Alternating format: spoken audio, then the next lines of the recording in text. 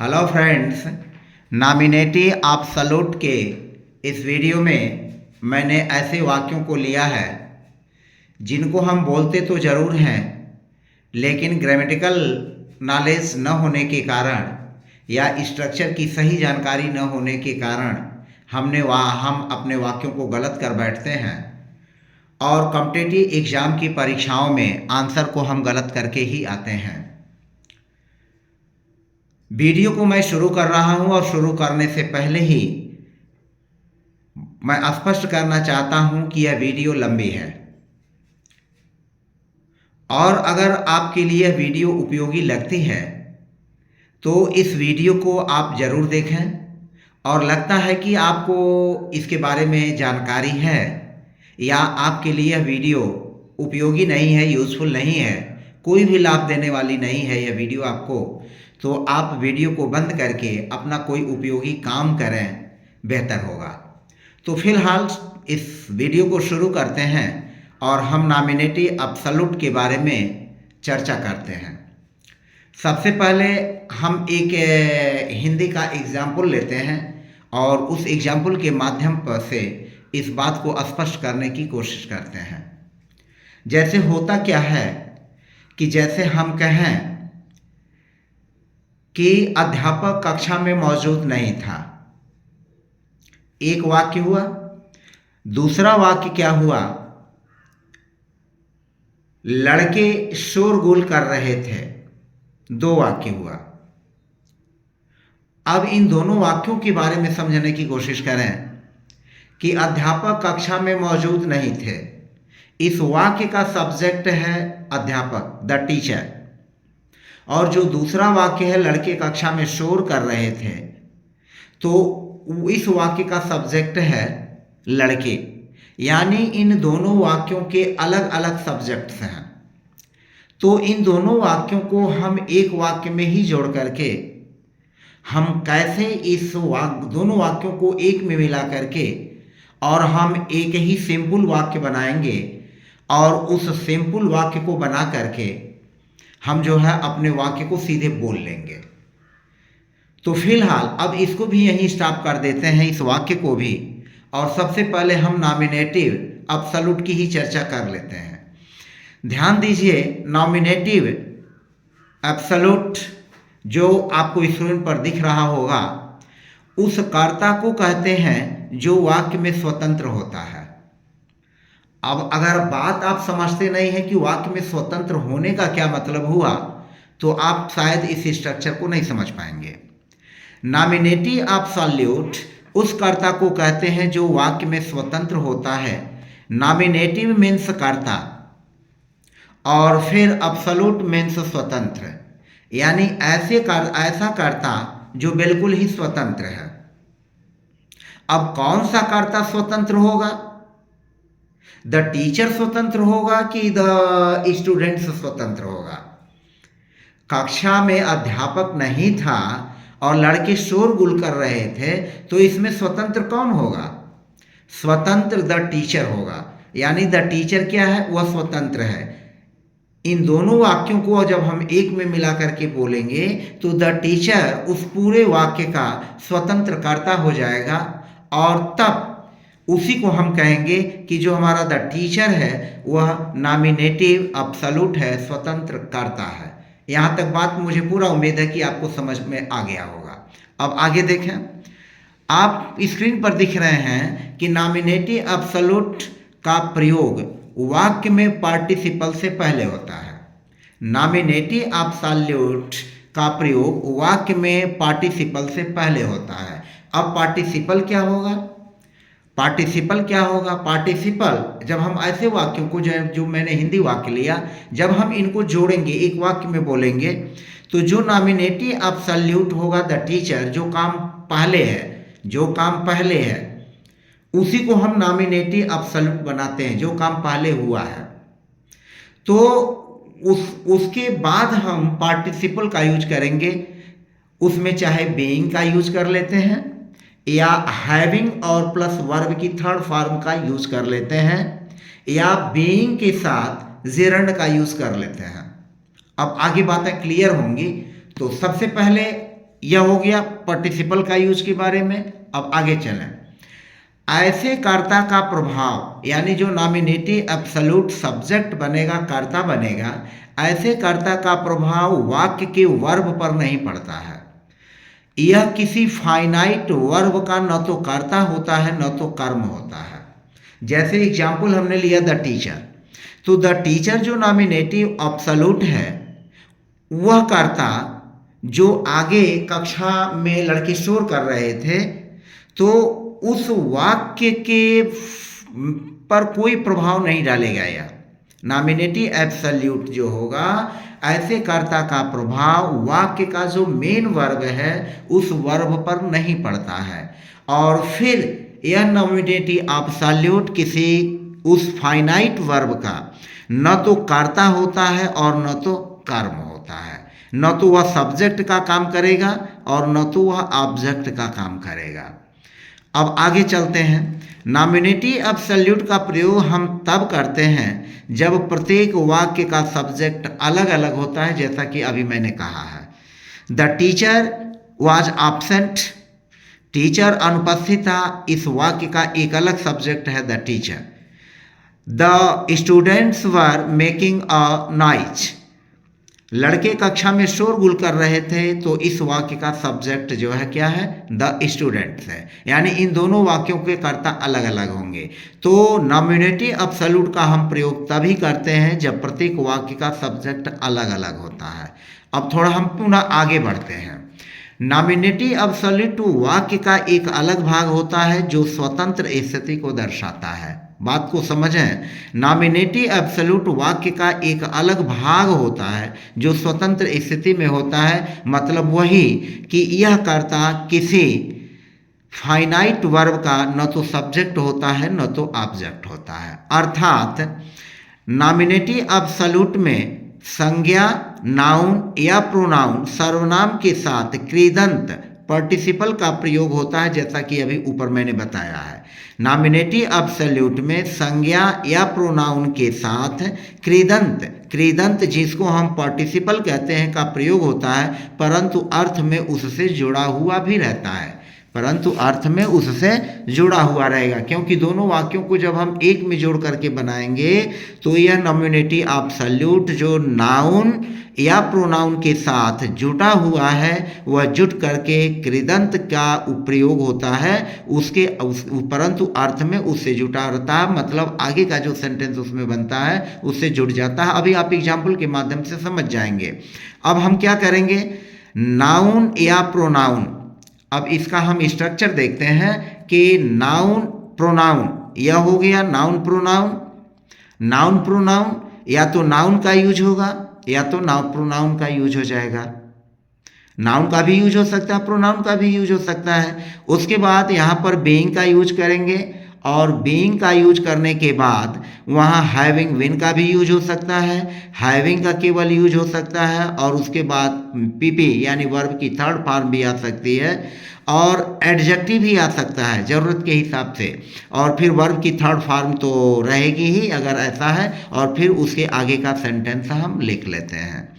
तो फिलहाल मुझे पूरा उम्मीद है कि कुछ चीज़ें जो मैंने इसमें 7-8 मिनट का समय लेकर के आपको बताया, मुझे पूरा उम्मीद है कि इस चीज़ को आप समझ गए होंगे। अभी एग्जाम्पल के माध्यम से जब चीज़ों को समझेंगे तो मुझे पूरा उम्मीद है कि आप इस चीज़ को बेहतर ढंग से और समझ जाएंगे। The teacher was absent, the teacher was absent, the class was noisy, the class was noisy. तो यह दो वाक्य अलग अलग हैं। अब बात मैंने पहले ही कहा है कि जो नॉमिनेटिव एब्सोल्यूट बनता है वह दोनों वाक्य अलग अलग होता है और उन दोनों वाक्यों का कर्ता भी अलग अलग होता है। इस वाक्य का कर्ता है, सब्जेक्ट है द टीचर, इस वाक्य का सब्जेक्ट है द क्लास। द क्लास, यहाँ सब्जेक्ट है द क्लास, यहाँ सब्जेक्ट है द टीचर। अब जब हम इसको जोड़ेंगे, इन दोनों वाक्यों को एक ही में बनाएंगे, तो पहला काम इसमें कौन हुआ है, टीचर का अनुपस्थित रहना। दूसरा काम क्या हो रहा है, क्लास में शोर का होना। अगर कक्षा क्लास में रहते तो कक्षा में शोरगुल नहीं होता। तो पहला वाक्य हमारा जो है, पहला जो कार्य है वह टीचर का अनुपस्थित रहना, तो इसी को द टीचर को ही हम नॉमिनेटिव अब्सोल्यूट बना देंगे। टीचर को ही क्या बना देंगे? नॉमिनेटिव अब्सोल्यूट बना देंगे, क्योंकि यह काम पहले हुआ है। तो हम लिखेंगे द टीचर, द टीचर। अब यह हमारा नाउन है, यह क्या है? नाउन है, द टीचर। उसके बाद चूंकि यहाँ वर्ब के रूप में अगर इज, एम, आर, वाज, वर इन पांचों में से कोई एक आता है तो हम बीइंग का यूज कर लेंगे ऐसे वाक्यों को जोड़ने के संदर्भ में। तो द टीचर बीइंग एब्सेंट। अब एब्सेंट क्या है? यह एडजेक्टिव है, तो यह हो गया बीइंग और फिर एडजेक्टिव का यूज हो गया। बस सिंपल वे में हमारा हो गया द टीचर बीइंग एब्सेंट। और तब जो अगला वाक्य है उस अगले वाक्य को हम हूबहू उतार करके लिख देंगे या उतार करके मन में बोल देंगे। तो the teacher being absent the class was noisy. अब द टीचर यह नाउन हुआ, उसके बाद बीइंग का यूज हुआ, फिर एडजेक्टिव एब्सेंट का यूज हो गया और द क्लास वाज नॉइजी। तो the teacher being absent the class was noisy. अब दूसरा उदाहरण ले लेते हैं। यहाँ पर देखें क्या है? द सन रोज, सूरज निकला। और सूरज निकलने का नतीजा क्या हुआ? The birds began to sing, the birds began to sing. चिड़िया ने गाना शुरू किया, यानी चिड़िया चहचहाने लगी। बात हालांकि चहचहाना के लिए हम चप का यूज करेंगे, लेकिन यहाँ पर चिड़िया गाने लगी, चिड़िया मस्त होकर के गीत गाने लगी। नेचर इतना विचित्र है कि हमें बहुत आनंददायी क्षण देता है। फिलहाल चलिए, द सन रोज, सूरज निकला। तो पहली घटना क्या घटी? सूरज के निकलने की। दूसरी घटना क्या घटी? चिड़ियों के चहचहाने की। चिड़ियों के चहचहाने का रीजन क्या है? सूरज का निकलना। तो जो काम पहले होगा उसी की वर्ब को पार्टिसिपल में चेंज कर देंगे। यहाँ पर द सन यह नाउन है और चूंकि इसमें इज है, मार, वाज, वर का यूज नहीं है, यह मेन वर्ब है राइज का सेकेंड फॉर्म रोज। तो अब इसके साथ हम लगाएंगे हैविंग और क्रिया का थर्ड फॉर्म यानी V3 कर देंगे। यह क्रिया का थर्ड फॉर्म हो जाएगा V3, जिसको हम PP भी कहते हैं, और यहाँ पर यूज कर लेंगे हैविंग। तो the sun having risen, the sun having risen the birds began to sing. चिड़िया गाने लगी। पुलिस के पहुंचते ही डकैत भाग गए। अब यहाँ पर देखें पहला घटना क्या घटी? पुलिस का पहुँचना, और दूसरी घटना है डकैत का भागना। तो डकैत भाग गए, इस पूरे सेंटेंस को हम एक अलग नियमानुसार जो सेंटेंस है उसके अनुसार बना लेंगे। और पुलिस के पहुँचते ही, तो पहली घटना घट रही है पुलिस का पहुँचना, तो यहाँ पर हैविंग का यूज कर लेंगे और अराइव्ड थर्ड फॉर्म हो जाएगा।